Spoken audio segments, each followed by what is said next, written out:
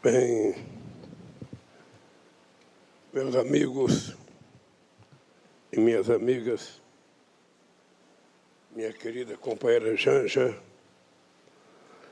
meu caro companheiro Geraldo Alckmin, vice-presidente da República, nossa querida embaixadora Maria Laura da Rocha, que é a primeira mulher a assumir a Secretaria-Geral do Itamaraty,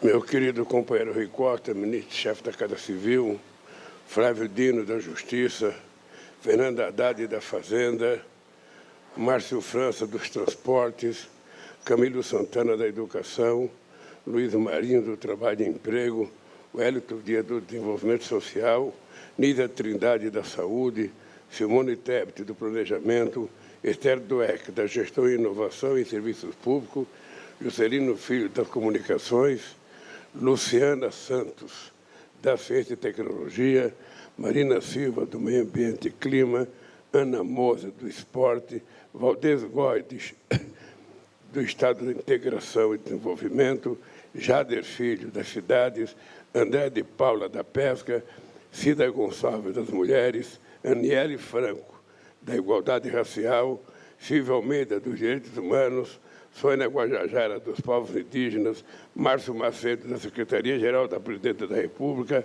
Paulo Pimenta, da Secretaria de Comunicação Social, Jorge Messias, da Advocacia-Geral da União, Vinícius Carvalho, da Controladoria-Geral da União, e companheiras presidente e presidente de bancos públicos estatais, Tarciana Medeiros, do Banco do Brasil, Rita Serrano, da Caixa Econômica, Aloysio Mercadante, do BNDES, Jean Paul, companheiro presidente da Petrobras.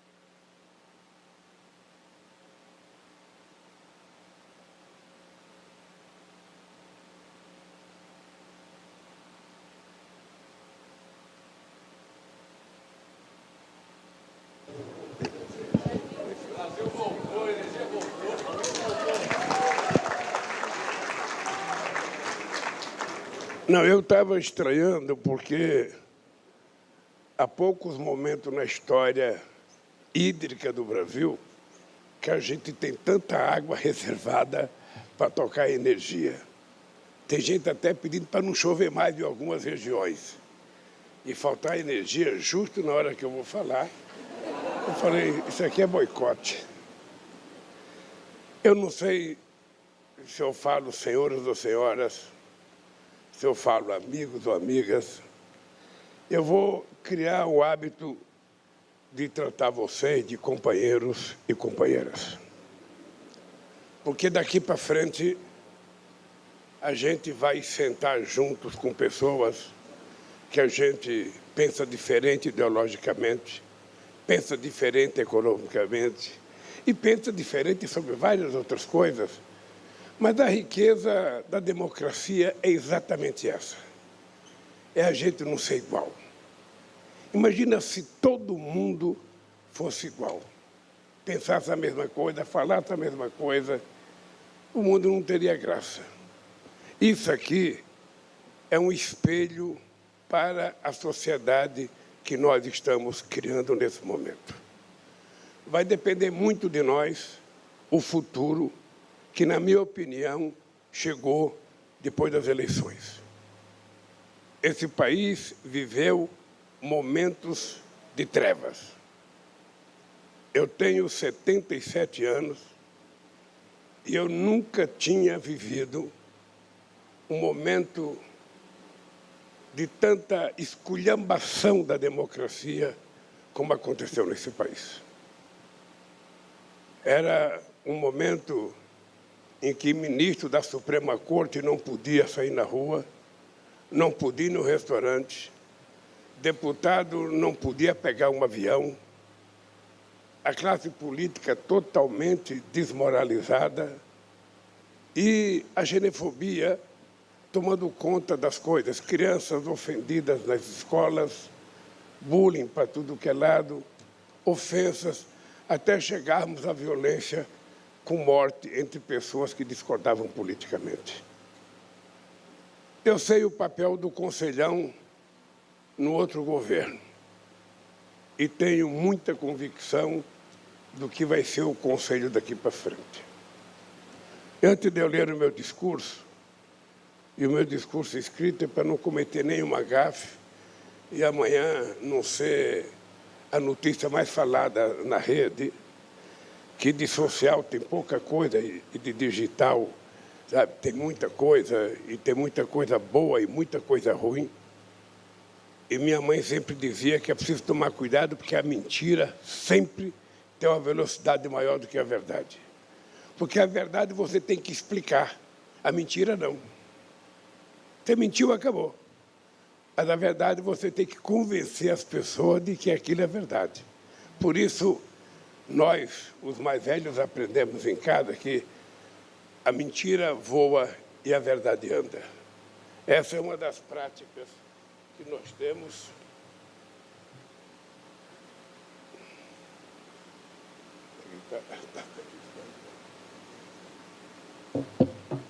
Esta é uma das práticas que predominou nos últimos anos.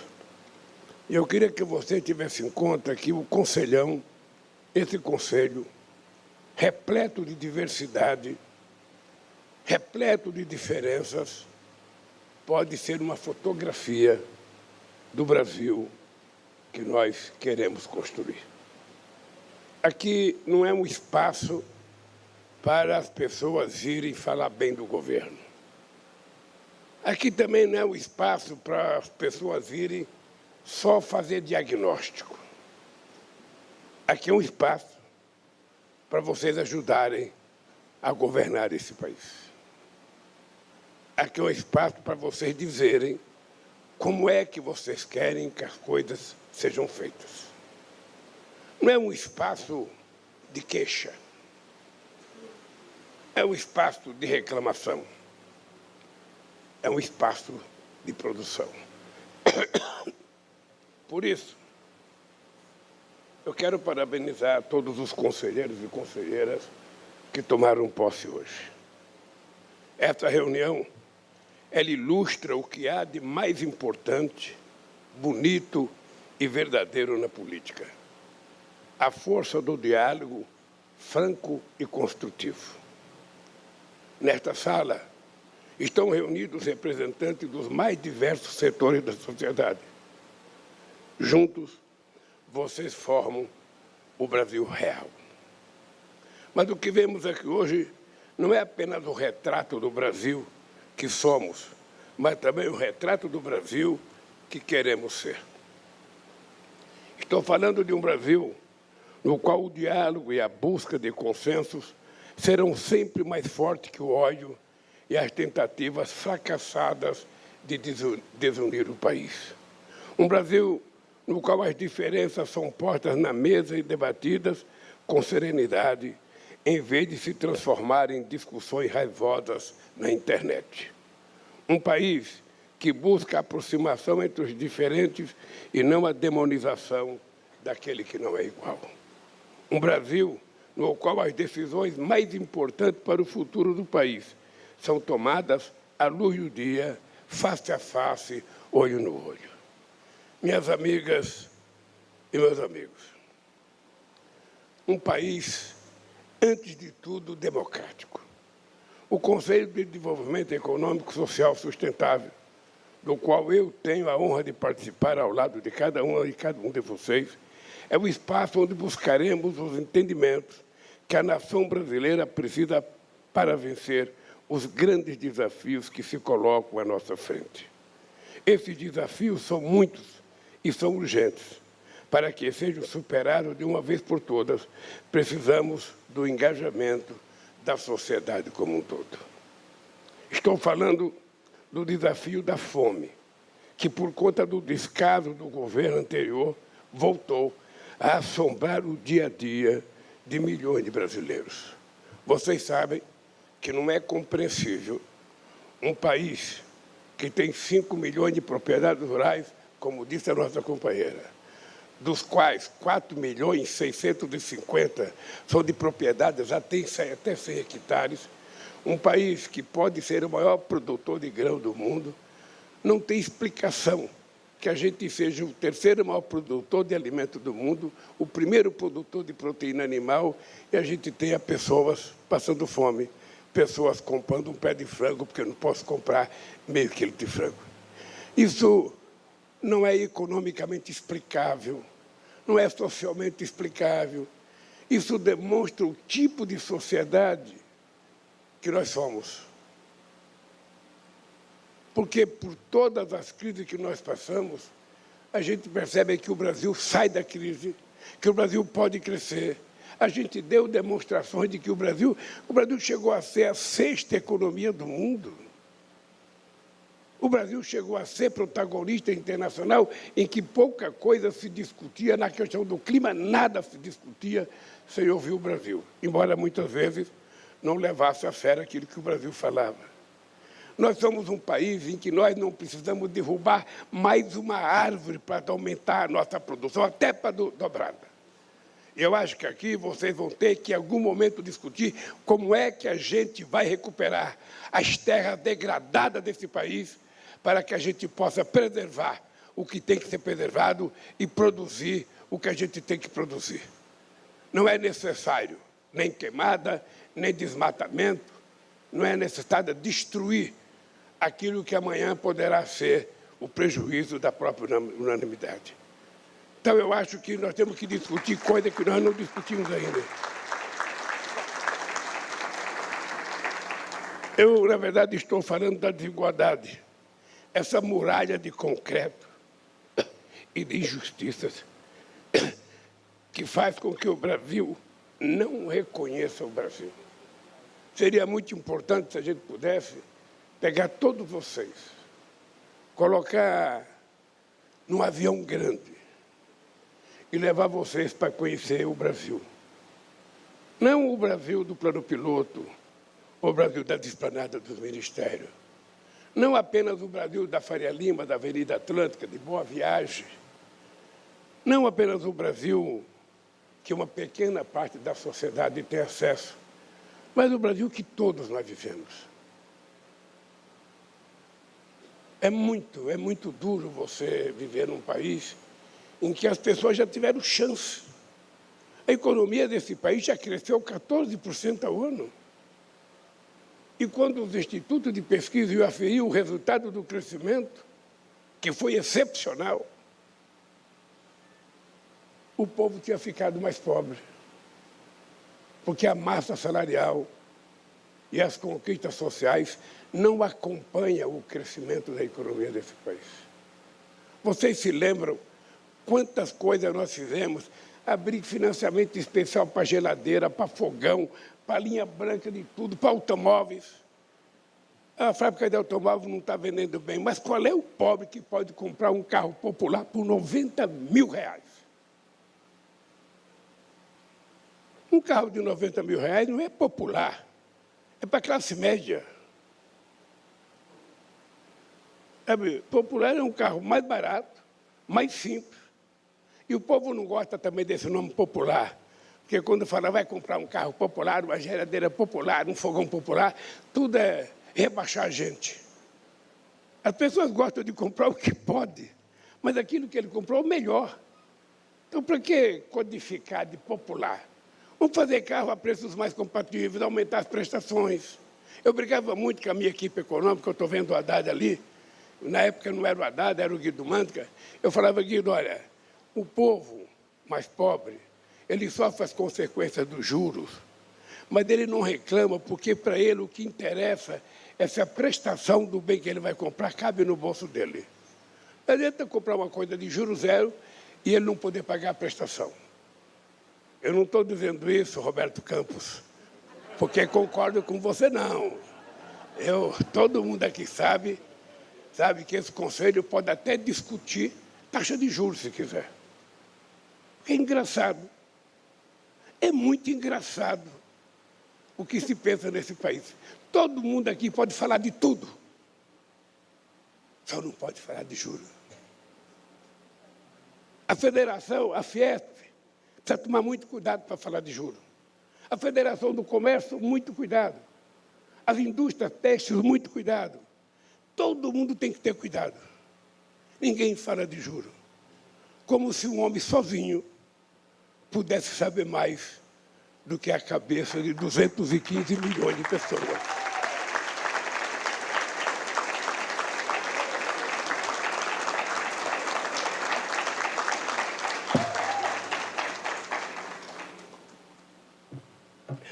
Veremos se melhorar.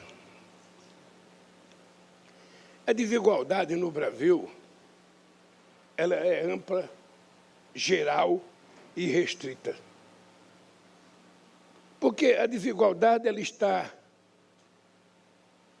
no salário, ela está na qualidade do emprego, ela está na qualidade da saúde, ela está na qualidade da educação, ela está na igualdade do dentista que você usa, na praia que você vai. Até a praia, que é um bem público mais democrático do planeta Terra, sabe, que é o espaço de todo mundo, muitas vezes as pessoas pobres não têm condições de ter acesso à praia. E se forem muito, vão dizer, sabe, que é o arrastão. Como é que a gente faz para melhorar esse país?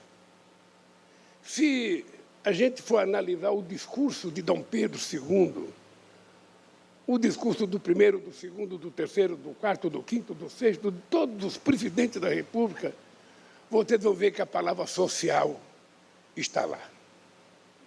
Não tem nada mais belo do que o capítulo da nossa Constituição que fala da questão social. Não tem nada mais belo, é tudo. Parece que você está lendo a Constituição da Dinamarca, da Finlândia.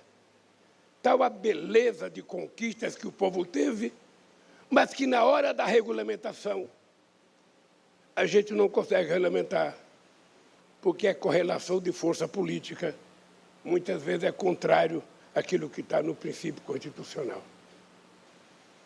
Então, como é que nós, sociedade que vivemos em 2023, vamos tentar fazer o Brasil ser diferente uma vez na vida?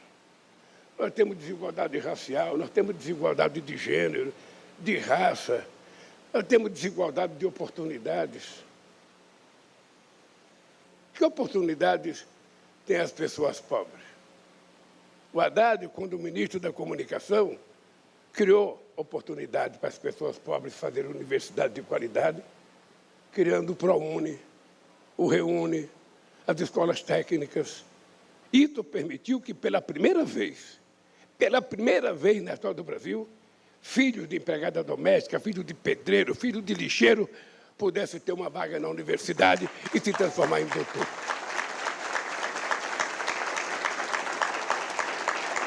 Hoje, meu caro Jobim, hoje, se você entrar na USP, você já vai ver metade dos estudantes de cor negra ou parda, coisa que era impossível há 20 anos atrás.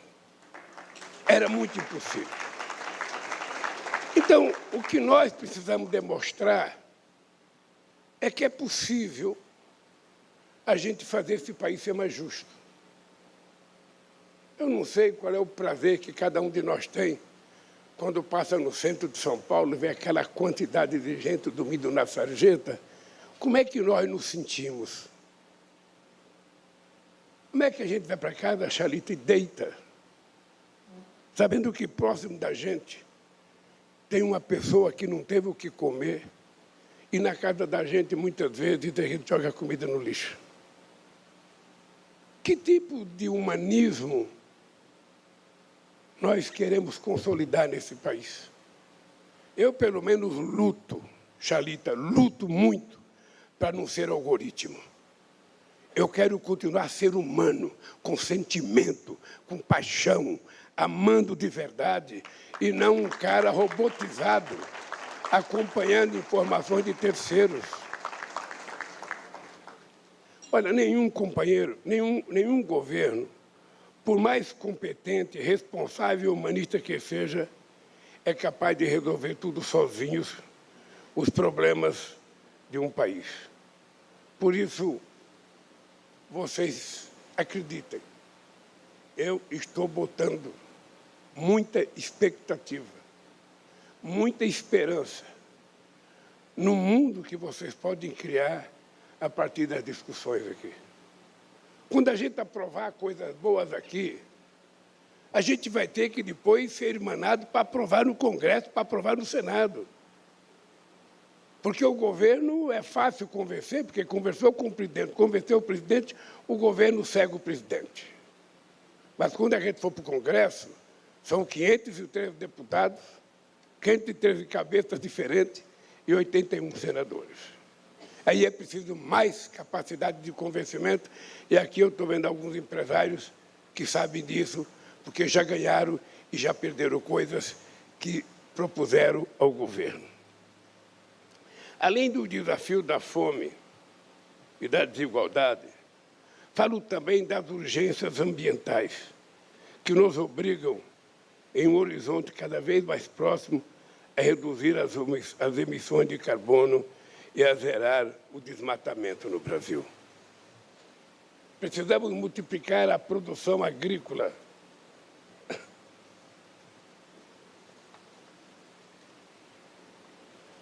Precisamos multiplicar a produção agrícola sem derrubar nenhuma árvore a mais.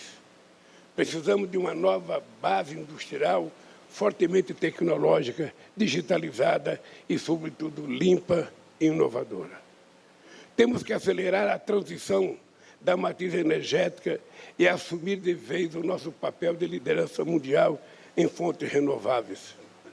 Não tem no mundo nenhum país com a capacidade de fontes energéticas renováveis que tem o Brasil. Nós temos tudo que quase todos os países do mundo gostariam de ter, mas não tem. E nós temos de sobra. E é urgente que a gente mostre ao mundo de que o Brasil não só fala da questão da preservação do clima, como o Brasil vai cumprir aquilo que for necessário. Não é uma, são várias, desde o etanol, do biodiesel, da energia hídrica, da solar, da biomassa, da eólica. Nós temos muita, mas muita possibilidade. Agora surge o hidrogênio verde, que só se fala nisso no Nordeste. Ou seja, Deus queira que a gente consiga colocar em prática logo, para que a gente possa, mais uma vez, se a gente puder, vender energia. Porque o hidrogênio a gente pode exportar, se a gente quiser. E tem muito mercado. Os debates que ocorrerão aqui não irão, num passe de mágica, resultar em soluções que atendam a cada ponto de vista individual. Mas esses debates certamente possibilitarão que identifiquemos pontos em comum entre os mais diferentes olhares e vivências em busca de um denominador comum. E, sobretudo, ajudarão a construir acordos e consensos em torno de como enfrentar os principais desafios da nossa geração e das futuras gerações. Até dia 31 de dezembro de 2026, vocês terão um intenso e importante trabalho pela frente, nas plenárias, nas câmaras e nos grupos temáticos desse Conselho. Eu estou certo de que suas ideias, experiências e o compromisso com o nosso país serão elementos fundamentais para a reconstrução que precisamos fazer no Brasil.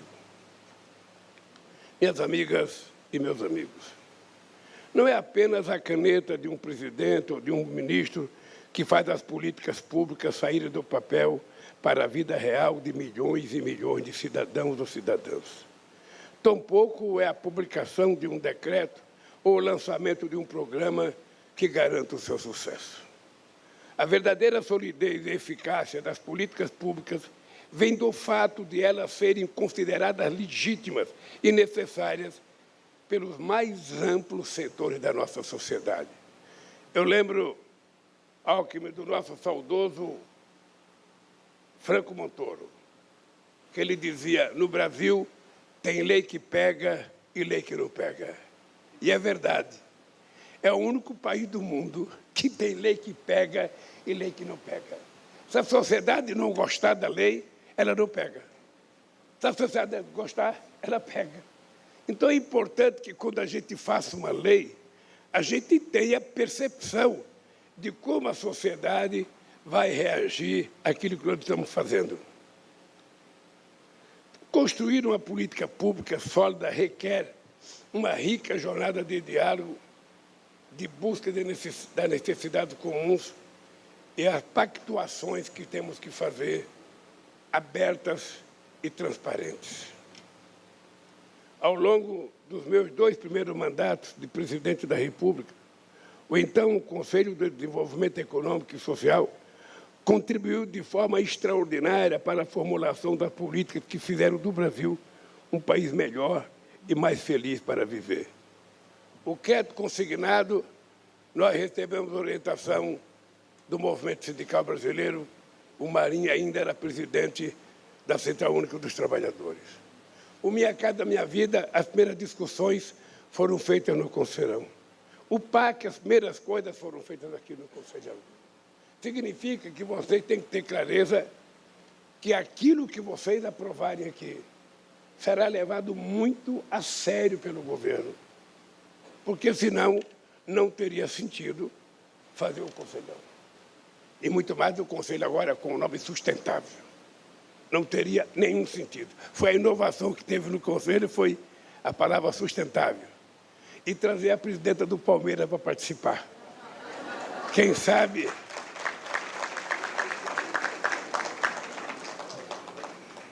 Quem sabe, sabe. Quem pode, pode. Veja, dos debates sobre a necessidade de investirmos em habitação no âmbito do Conselho, nasceu o maior programa de habitação popular que esse país conheceu. O Minha Casa Minha Vida. O mesmo, só para ter ideia do que aconteceu, o Minha Casa Minha Vida, nós fizemos 4.200.000 moradias.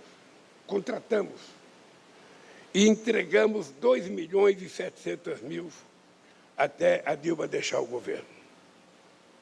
Hoje, só para vocês terem ideia, eu estou viajando o Brasil para inaugurar conjuntos habitacionais que estavam faltando 10%, 15% e que não foram acabados.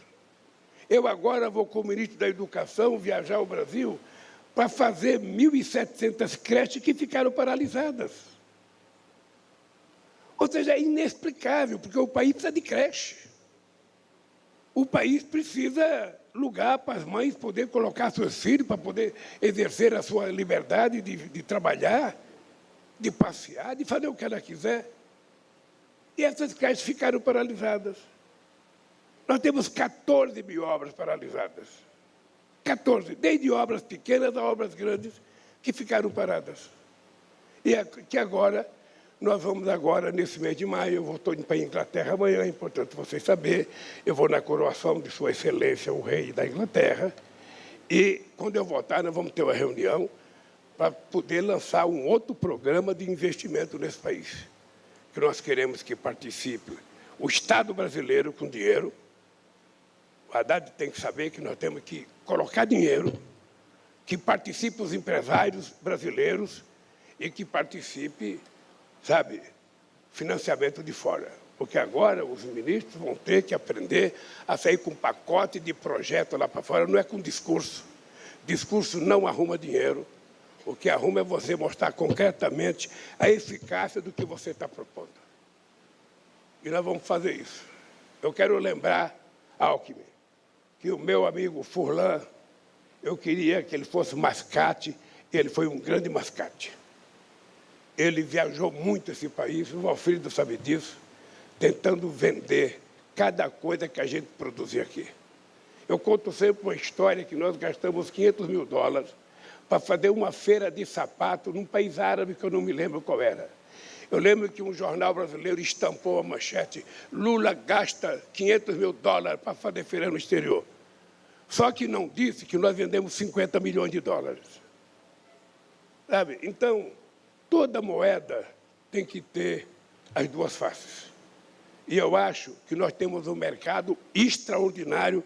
Eu digo, depois das viagens que eu fiz, que poucas vezes na história o Brasil tem a chance de atrair capital de investimento direto como agora. Pode ficar certo que nós vamos fazer.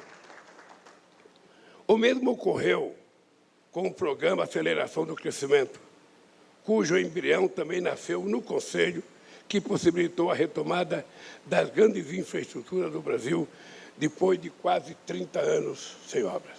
Se eu perguntasse para vocês agora, se aqui fosse um vestibular, e eu perguntasse para vocês qual é ou quais são as 3 grandes obras de infraestrutura que estão sendo feitas no Brasil nesse instante. Se alguém lembrar uma, fica livre de participar de uma reunião do Conselhão. Veja a diferença do que eu estou falando. Em 2010, eu fui fazer um debate na Inglaterra, a convidado da Telefônica da Espanha. E lá só se falava em crescimento da China, Dadi. Era só China, só China, só China, só China. E eu sou presidente de um país grande também, eu tenho... Aí eu falei para os caras o seguinte: eu desafio vocês a mostrarem um país que, no mesmo instante, está produzindo as 3 maiores hidrelétricas do mundo, que está produzindo 12 estádios de futebol, que vai fazer as obras das Olimpíadas, que está fazendo 20 mil quilômetros de linhas para transportar energia, que está fazendo 2 mil quilômetros de ferrovia e não sei quantos mil quilômetros de estrada, acho que era 5 mil. Eu tinha tudo isso decorado na cabeça, e o pessoal ficou quieto. Esse país era o Brasil. Um dia eu viajei de avião com a Luiz Mercadante, eu dei uma carona para a Luiz Mercadante. E o Aloysio, além de bom economista, tem boa cabeça. Ele estava escrevendo um livro. E ele começou a falar do livro, das coisas que aconteciam. Começou a falar. E eu comecei a dizer o seguinte: o Haddad, que país é esse? Ele estava falando do Brasil. Porque a gente não se deu conta do que aconteceu nesse país de 2003 a 2010 e depois de 2010 a 2016. De vez em quando é que a gente só lembra da desgraça. Mas esse país viveu o período mais extraordinário que eu consegui viver aos meus 77 anos, em que as pessoas tinham alegria nos olhos, as pessoas tinham certeza que podiam comprar as coisas, as pessoas tinham certeza que arrumavam emprego. Naquele período, nós geramos 22 milhões de empregos com carteira profissional assinada. Quando a gente fala isso, tem gente que pensa que a gente é contra os trabalhadores que trabalham com aplicativo. Não, eu não sou contra, não. A única coisa que eu quero é que cabe ao Estado garantir para essa gente seguridade social. Se a bicicleta cai, se o carro bate, se a motocicleta quebra, esse cidadão se machuca, quem vai pagar por ele? Nós temos que tratá-lo como ser humano. Por isso é que nós temos que tentar fazer uma bela regulação para que a gente tenha um mundo de trabalho mais civilizado. Eu chamo em criar um novo pacto, sabe, entre capital e trabalho. Bem, a política de valorização do salário mínimo cresceu 74% acima da inflação e teve efeito direto na redução da pobreza e no crescimento econômico do país. Foi, igualmente, como eu disse, debatido aqui também. O salário mínimo é a maior distribuição de renda que a gente pode fazer para a camada das pessoas mais pobres desse país. O efeito é extraordinário. O resultado desse debate foi materializado em medidas provisórias, projetos de lei aprovados pelo Congresso, que mudaram a vida de milhões de brasileiros. Tenho certeza, aqui está escrito, tenho absoluta certeza, eu não vou ler absoluta certeza, porque já é prepotência demais. Eu vou ler só. Eu tenho certeza de que, em meu retorno, o Conselho de Desenvolvimento Econômico e Social, agora acrescido da palavra sustentável, desempenhará um papel tão ou mais importante que aquele que teve na fase anterior. E será fundamental para a formulação de políticas públicas nesse país. Precisamos aprimorar nossas políticas educacionais, retornar nosso protagonismo nos fóruns globais, repensar as novas relações de trabalho, medidas pelas plataformas e trazer a inovação para aproveitar o melhor da economia digital. Meus amigos e minhas amigas, a grande novidade na composição desse Conselho, e nisso quero reconhecer o trabalho extraordinário do ministro Alexandre Padilha, eu espero que ele tenha a capacidade de organizar, de articular, que ele teve no Conselho dentro do Congresso Nacional. Aí vai facilitar muito a vida. E ele... É porque esse Conselho ele está mais diverso e mais representativo. Então, aqui, gente, olha, embora vocês não saibam ou não acreditem, aqui, o que está reunido aqui hoje é a cara da sociedade brasileira. Faltou só convidar o presidente do Corinthians para estar aqui. Mas o Corinthians, nesse instante, não representa esse futuro que eu estou falando aqui. Então, vamos lá. Nós temos participação maior dos movimentos sociais e de novo setor da economia, a exemplo das startups e dos fintechs. Avançamos na representação regional e, graças a Deus, as mulheres estão aqui com quase maioria, e se vocês trabalharem, poderão ter maioria, porque, de vez em quando, pode entrar gente nova no Conselhão. Então, as mulheres podem conquistar a maioria aqui. Precisamos, é claro, avançar ainda mais. Essa é uma missão que tenho certeza que a competência do Padilha vai ajudar com que esse fórum cresça mais. Há quem considere um defeito a composição heterogênea desse Conselho, quando, ao contrário, essa é justamente a sua principal virtude, o diálogo entre os diferentes, a união de todos e de todas num esforço comum pela reconstrução do Brasil. Esse esforço democrático há de gerar muitos frutos ao longo dos próximos anos, mas os primeiros desses frutos já estão sendo colhidos agora, aqui mesmo nessa plenária.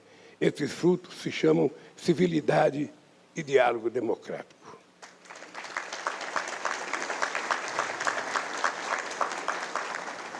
O Brasil voltou, e ele não mais será o país do monólogo, do autoritarismo, dos ataques à democracia, do pensamento único imposto à força. A união e a reconstrução do Brasil nascem do diálogo, da nossa fé inabalável no amor ao próximo, da solidariedade e da fraternidade, da capacidade de escutarmos o outro. Nasce da certeza de que a diversidade, em vez de nos separar em dois Brasis, representa o que temos de melhor, a nossa identidade brasileira. A diversidade não nos separa, mas nos complementa, nos une neste país que compartilhamos e que tem que tratar com respeito cada um dos seus filhos que nasceu nessa terra. Somos muitos e somos apenas um. Somos o Brasil. Muito obrigado, companheiro.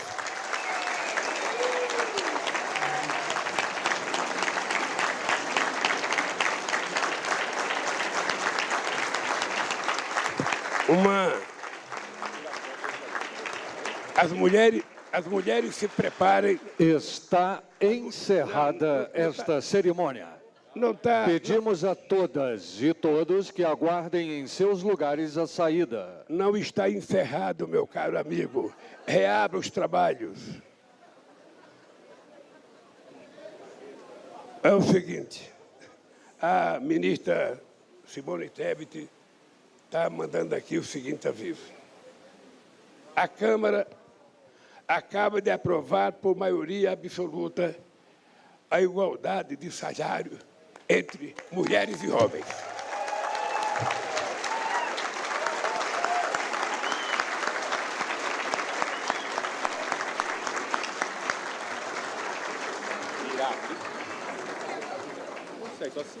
Hein?